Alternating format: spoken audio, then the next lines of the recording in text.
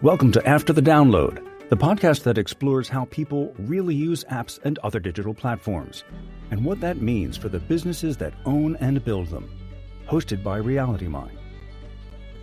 On this podcast, we talk to product leaders, data scientists, editors, and journalists to uncover emerging trends, discuss best practices, and dive deep into the data behind everyday digital behavior that you need to win in today's competitive digital marketplace. And now, your host, RealityMind CEO, Chris Haveman.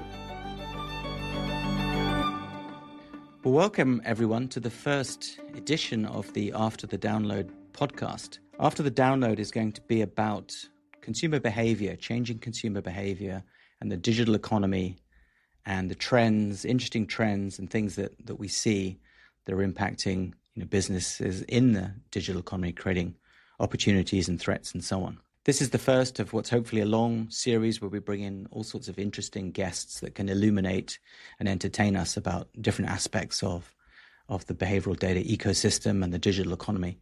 But to kick things off, what we thought we'd do is actually have a couple of guests on at the same time who are closely related to RealityMind, and just talk about the kind of things that we think would be interesting for our listeners, you guys out there, to hear about and hear from in terms of experts and so on. So I'm delighted to be joined today by Rolf Swinton. Rolf is a data guru, a fractional chief data officer, an AI expert.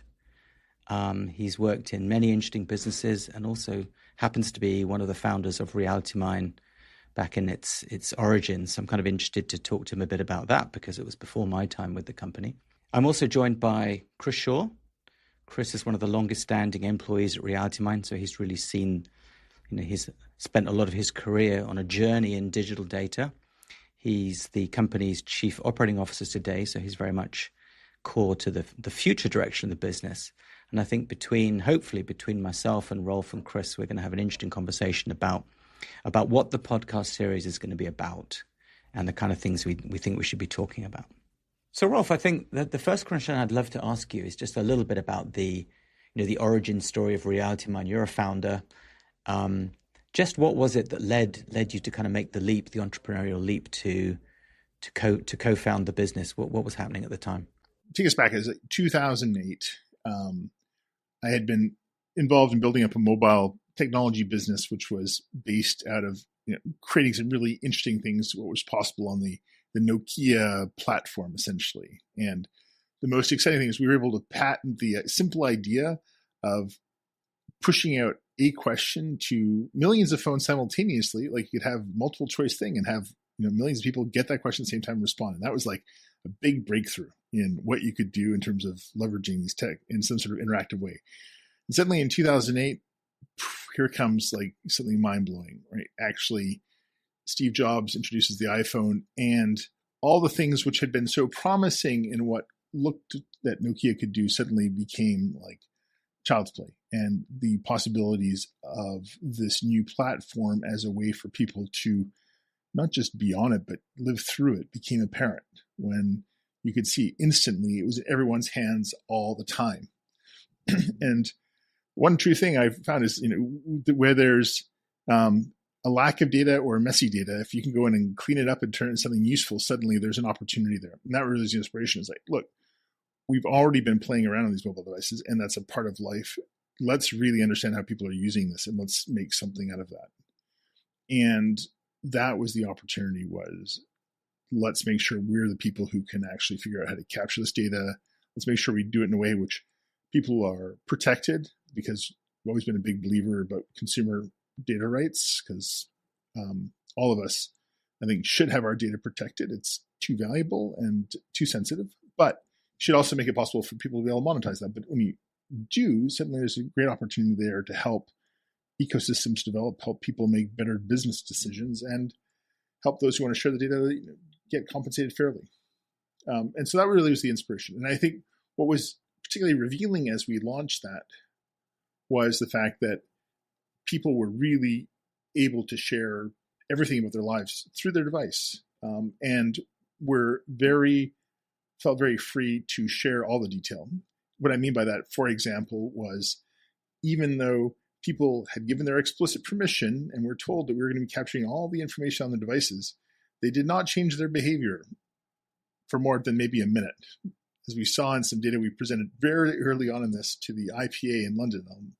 I forget the fun of putting the slide together was our key metric we identified as being a really good determinant to show that behavior change was not happening. Because everyone was like, oh, no one's going to do what they're doing actually going to do if they're metering. Now what we showed was usage of porn sites, because crazy amount of traffic to this day is still in porn sites. It was even early days of the mobile. People quickly shifted to like, oh, great, I can have porn on my phone. And what we saw is after they put the meter on, after they had gone through giving explicit consent, that for about an hour they felt conscious of what they were doing on their phones. But after about an hour, if you were someone who consumed porn, you were right back at your old behaviors. And so that became the gauge. That's fascinating, Rolf. I just want to reassure our listeners, this is a family-friendly podcast series we're planning, so we're probably not going to get any porn industry experts on the show, but I think your point, Rolf, about how kind of, in some sense, truthful the data is that you can capture from just observing behavior or digital behavior is very powerful, because it's all about the purity of the signal. Exactly. I guess a theme on the podcast that's going to come out from time to time really ties back to the consumer, because I think a lot of people look at the kind of business to business lens on this world, this fascinating world of the data you can capture, but there has to be a willing participant at the center of that, or really the model doesn't work. I mean, Chris, would you have any thoughts about this whole area of consumer privacy and the kind of things we'd want to talk about that really sort of illuminates the way in which this data can be captured from people? Yeah, and I think it is interesting over that 14-year period how the whole ecosystem has essentially shifted from a place where tracking was implicit in everything, in antivirus software, in cookies, in a whole host of aspects, to kind of privacy by design and changes in regulations such as GDPR or CCPA in California, and even to the extent to which it's now a unique selling point for many brands, like how private your data is. So for us to make sure that we can provide a service that has high quality data on real people, the only way to do that in a proper way is opted in, consented users who feel that they've got a fair value exchange for the data that they're essentially handing over. So, throughout the history of Reality Mine, we've seen competitors, or we've had, strategic debates around other ways to collect this data from, in a way that improves the overall economics of it. The side of the argument that we've always stood on is pay fair value for this data and make sure that, it's front and center of what we're doing. We're not collecting data out the back door. We're being upfront with panelists around exactly what we're doing, and we've structured our products in that way. Makes sense. I think, look, let's be honest, you can't launch a podcast in 2026 and not talk about AI. I mean, you could, but it's kind of unbelievable to think that you would. So as we think about the world of, consumer behavior and how you run an enterprise today with the impact of AI, what sort of themes might either of you draw out that would be interesting for our listeners as relate to AI? I think actually one key thing, building on what Chris was just talking about, is the importance of permission data and having clear rights around the creation and or usage of that data. This, I think, as we move now for the foundational models, there's lots of skirmishes ahead as to who owns what in terms of copyrightable data. I think that's a conversation for probably another group. But in the world that we're touching, where people are looking to be able to build models to understand consumer behavior, decision choice making behaviors, and that having a continuous refreshing data set is going to be increasingly important, as we understand with the degradation of model quality. If you just have them continue to learn on themselves, models tend to end up eating themselves in terms of quality and hallucinations. So the importance of having a fresh set of data is essential. And so this idea now of having data pipelines, that how am I, as a fundamental model builder or people creating models on top of the models, going to be getting really high quality data to refresh on top and make sure that I've got that in a permissioned way, because people are going to be coming after people. There's such deep pockets available, such big pots of money. So I think the new ecosystem is even more dependent now on having really good, clean, permissioned, legal sets of data that are going to help keep these models as up to date and tuned as possible. That makes complete sense. And I suppose one of the things that's interesting is as we think about consumers moving around the digital app universe, app and web universe, fascinating how those journeys that they're taking is changing with the impact of AI, the impact of kind of LLMs and so on. I'm sure getting some experts on the show who really are looking at that kind of data and seeing in near real time the changing behavior and firstly what's going on, and then what do companies do about that. It's going to be depending on where you sit, whether you sit in e-commerce or you sit in search or you sit in social media, there's going to be kind of implications for your business of this changing behavior. One thing that fascinates me is how the integration of AI into applications is going to change thoughts on product strategy or user experience. Like for some time, the focus on UX has been through journeys through applications, so the click through and the usability of applications to drive engagement or to increase purchase conversion. I wonder to what extent it's going to be less about that, about the user's journey through applications, and how much integration of sophisticated AI into applications can forms part of the user experience. So being more reliant upon AIs to create recommendations without clicks, and how much the apps will rely and use AI to drive more share of eyeballs, to drive more engagement in the battle for time spent within apps. I think, thinking about future guests for the podcast, it would be really interesting to see how user experience strategists and app strategists from a product standpoint are thinking about this sort of space in the future. We're reading these articles at the moment talking about how you can use new tools being created almost by the week to build apps, new apps. So you may not be a software engineer, you may not be a product person, but you can sort of vibe code your own app. I mean, do we think that, and this is a very broad question, that kind of launching an app-based business today, does that feel easier than ever before or harder than ever before because of the ecosystem that you're launching it into? I certainly think sort of a macro threat, the changes in consumer behavior are so acute right now. Understanding those changes and the massive migration in behavior, I think, is still I do not think is being deeply analyzed. I think people see it, but they don't really appreciate the repercussions fully. You're starting to see little bits of that, though. For example, people realizing that search engine optimization is probably, essentially irrelevant now. You think about how much energy and resources gone into that, but now suddenly you're not going to see us have pages of search results. You're going to get 3 things popped up by AI at best. How do you make sure you are one of those things? Incredibly difficult about how do you make these new filters around being a highly curated set of choices by models where the decision-making biases and all that are not at all explicit. And so in understanding those paths of decision-making and how to influence that is going to require a very different ecosystem.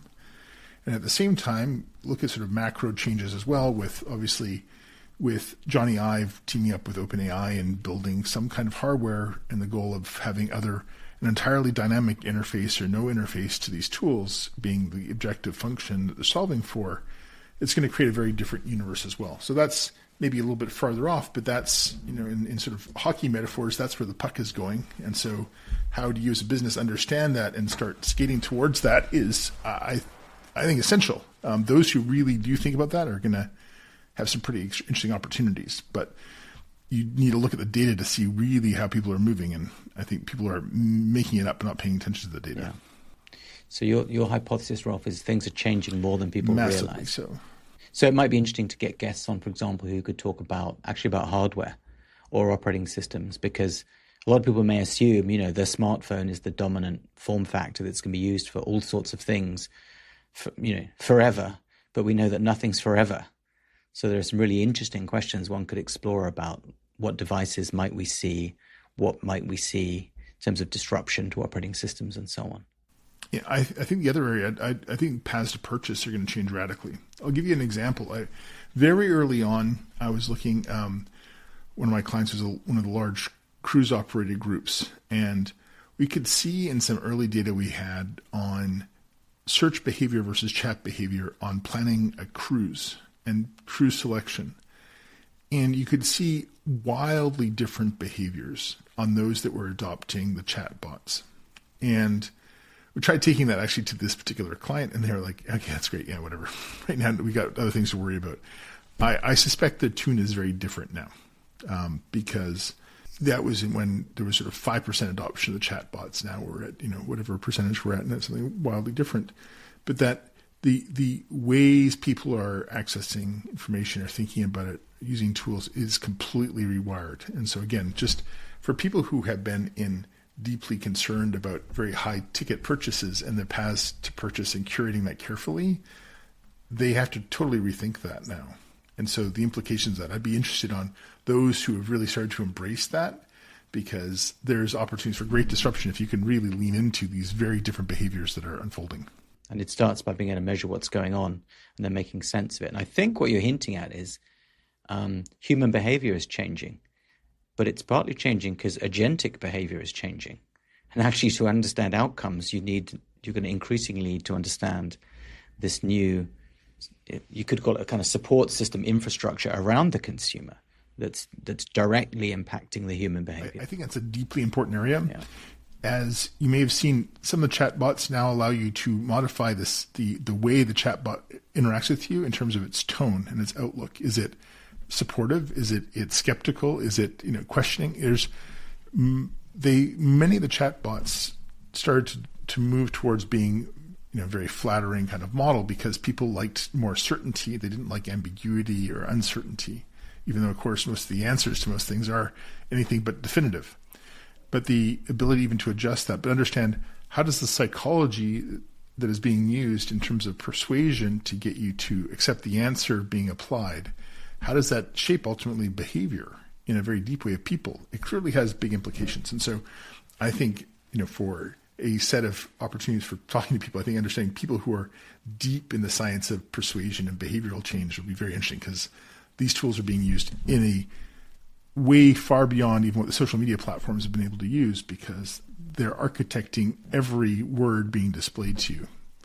This is great, Rolf. I'm writing down lots of ideas here for people I need to reach out to that we can bring on the podcast.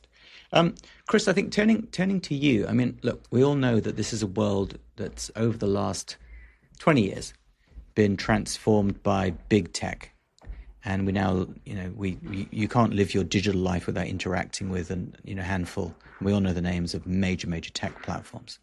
As we kind of look forward from their perspective, what are your thoughts about big tech and the kinds of issues that they're thinking about that we might want to kind of illuminate in terms of people we could bring on the show?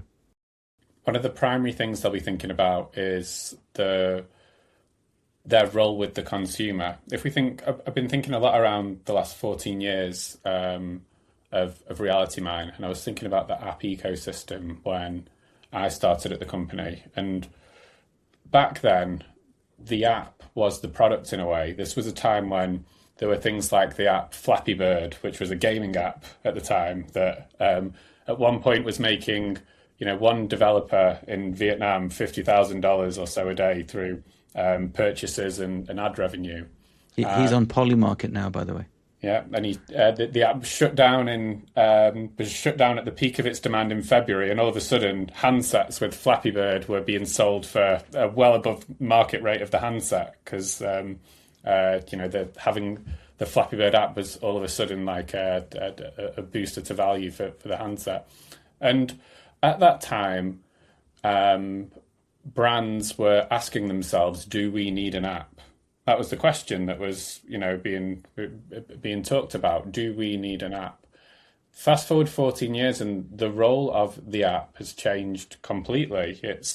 The app is the tool for customer engagement. It's the tool for customer retention. It's the tool to boost customer value. It's the tool that bypasses ad blockers within emails so that you can nudge or create push notifications through the handset to re-engage potentially churned consumers or give tailored promotions to consumers. And while apps are ubiquitous amongst the top brands, there's also a play that where there's a consolidation of like time spent within some core applications. And these are the core applications primarily that belong to the tech giants.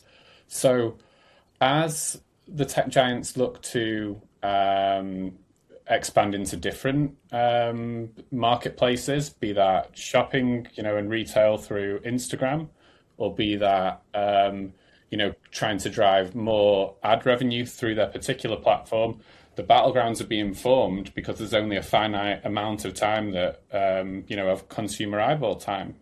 Now, over that time, first-party data and the wealth of first-party data available to these brands, to these tech giants, has massively increased. However, the kind of parallel track of the restrictions on privacy and locking down data from outside of their own ecosystem has meant that getting competitive data is harder and harder. And that's completely ties in with Reality Mind's vision now, which has pivoted over those 14 years from measurement really across the piece, measurement of applications, to more detailed measurement from inside applications. So what these tech giants are often thinking is not just what's happening within our own ecosystem for these consumers, but what is our real relationship with these consumers? To what extent are they spending time in competitor applications? To what extent are we missing out on potential value for each consumer? And that's a challenge that's only getting harder and harder as access to privacy-safe data outside of their ecosystem is getting restricted. Okay, so we know that if you're in the business of running an app, there are things you're going to care about. You're going to care about customer acquisition. You're going to care about customer retention. You're going to care about share of wallet. You're going to care about lifetime value, core commercial financial metrics that are really driving your business.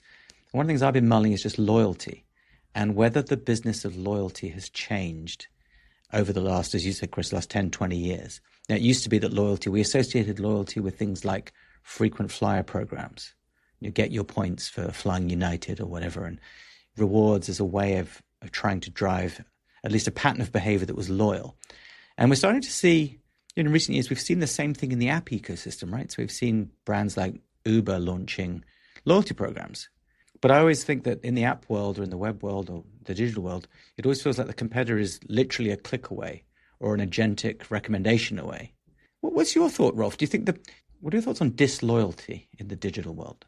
How you insinuate yourself to take yourself out of the fight against your competitors is clearly key. Like the loyalty game is critical.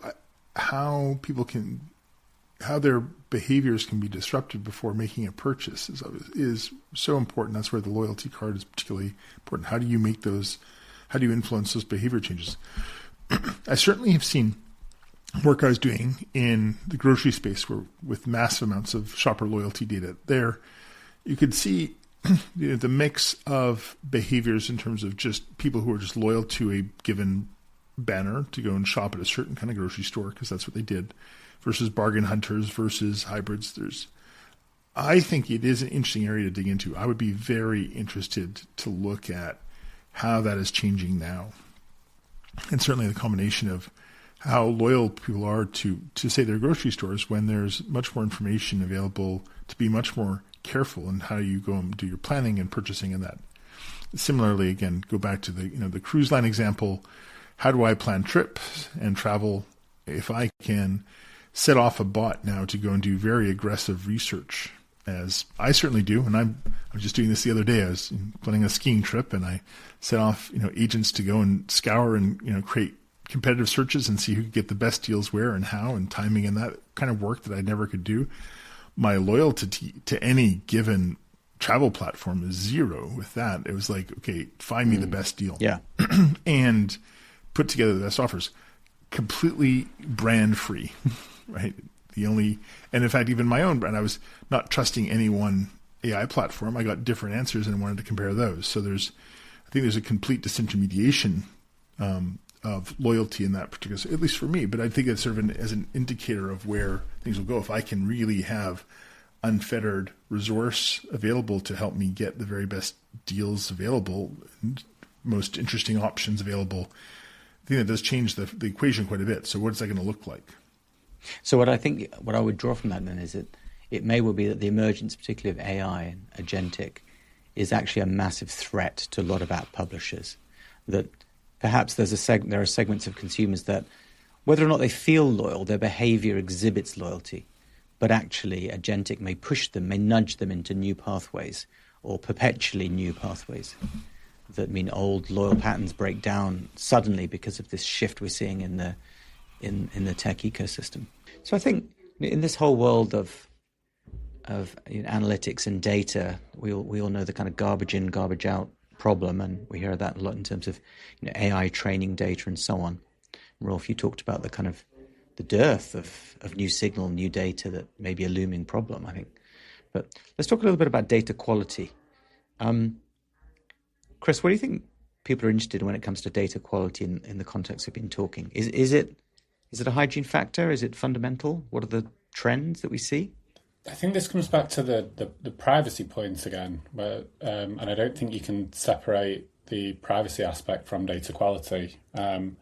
As there's been an increase in the stringency of privacy, added to the fact that there's more and more data being generated, the way that people have had to combat those more stringent privacy constraints has been through increased modeling, more inferred data rather than true data, splicing together of different fragmented data sets. And I think there was a thought that could be overcome by the sheer increase in volume. If you remember 10 years or so ago, maybe, the concept of the Twitter fire hose, where if you wanted to know what people were thinking about your brand, you'd turn on the Twitter fire hose and you'd have this stream of consciousness from potential consumers or competitor consumers, so you could infer how people felt about your brand or about a competitor brand. Those fire hoses, bit by bit, have been turned off, and now some school of thought is that there's an over-reliance on modelled or inferred data. However, add into that the fact that there's this kind of de-skilling of the ability to infer and model data with the ease of use of AI and more off-the-shelf machine learning models. So you have this blend of peaks and troughs of usability and access and privacy and all of these different variables that make the landscape quite hard to read. I think that there is potentially an overused hypothesis now that in the world of AI, garbage in, garbage out. I don't know that anyone knows to what extent that's true or not.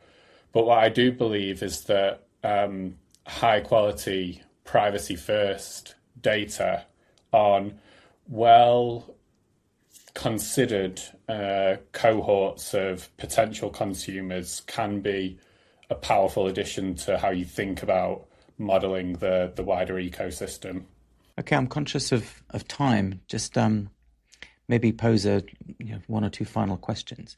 Let's try and be in the minds of our audience for this podcast series. So I think we're going to have listeners who maybe work in big tech, or they work in different apps, different app publishers. They may be in data science roles. They may be in marketing strategy or product strategy type roles. One, two, three things, whatever comes to mind. What do you think are the interesting topics that they'd really like us to focus on the show? What's our agenda to bring to them. I'm going to start with you, Rolf. What are your thoughts? I guess there's a few things. One is the changes in design science for this, behavioral design, interface design, just how do I shape the experience of people interacting now with this entirely new set of tools? And given that the sophistication of these tools is growing at such an astronomically rapid rate, the complexity, their ability to do ever longer, more complex tasks, and the ability to change the way that you interact with those things, I just think it's going to be helpful to understand people who are thinking deeply and practically about the implications of this whole way about how we're just, as anyone, how we're going to engage with this, because our means to that interface layer, as it's going to change, whatever it's going to look like, mediates everything that's going to be possible. So that feels to me like one of the most interesting and dynamic areas, and certainly, at least from my lens, poorly understood, because it is hard to imagine how rapidly this is going to change and how fluid it is. The other part I think is very interesting is really how important is it to have fresh data? Like really, what is the boundaries? What's the necessary? If I'm really going to bet on leveraging the state of the art in terms of data and AI to help me drive business decisions, how do I really architect this stuff properly? What is the state of the art? How should I plan and design for this? Because there's such interesting tools available. Let's take now, essentially, you can have qual interviewing at massive scale and at relatively low cost and at very high fidelity, where you can have AI interviewers talking to people at enormous scale, processing that data, turning it into something useful. Okay, do I trust that? What do I need to trust that? How do I validate it? Like there's a whole new layer of infrastructure needed around how do I make use of this data? How do I evaluate it? How do I leverage it? And that's just one little slice. So the whole nature of really how to make sure my data is trustworthy and truthful. I think that's a big area for understanding, because if I want to plug this in to really help me have a strategic advantage by having better intelligence at my disposal, I better understand the materials that are going in, how they're getting transformed, and how I can have faith in those outputs or not. So those would be two big areas.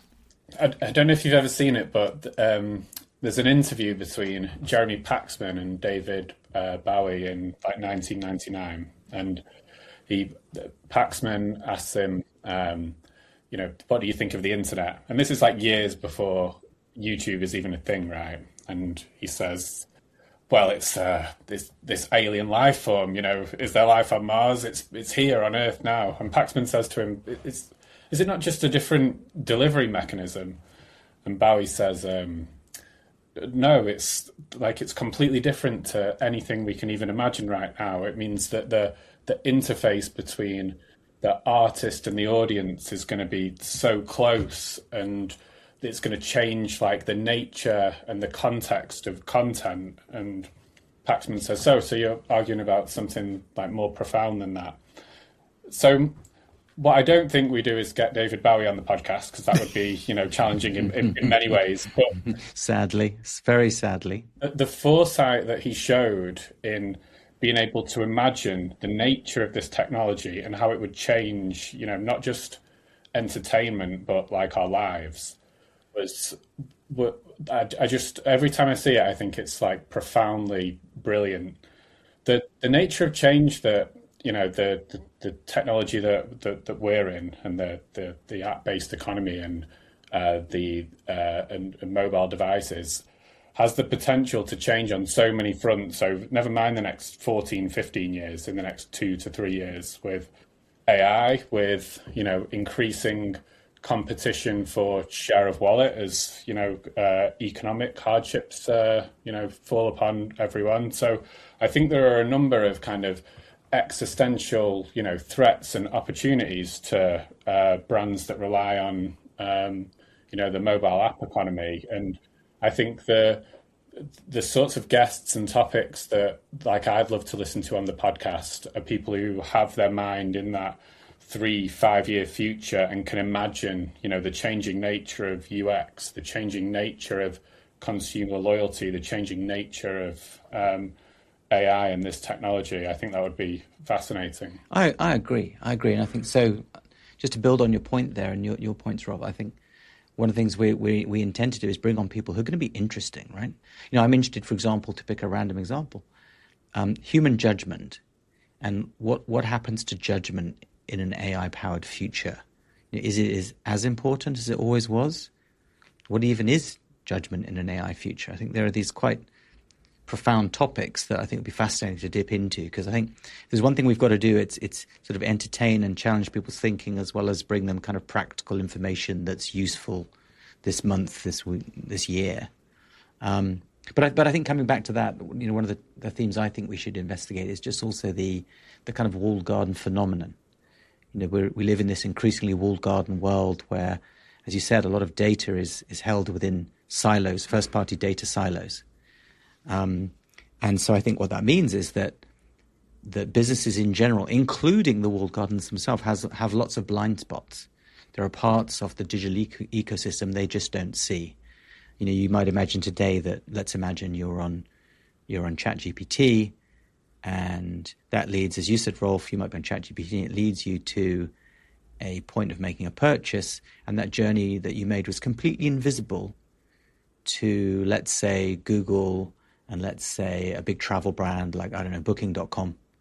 In a way they might have expected to have seen you turn up in the past, and now they're not seeing you at all.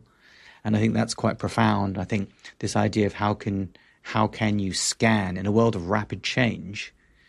We can go back to the offline world. There's this idea of environmental scanning, like how do you see what's going on out there so you don't get nasty surprises? And it feels like this is a time when businesses need to be avoiding nasty surprises that are probably going to come your way unless you're really in touch with the change that's being driven by the consumer, enabled and empowered by new forms of technology, devices, operating systems, you name it, that we're going to see in the years ahead. I'm going to say, I think it's one other really big area. I think it's going to be necessary, and it kind of goes to this nature of design. But the other, I think, fundamental change in design is there's already two webs now operating, right? There's the human web and there's the agentic web.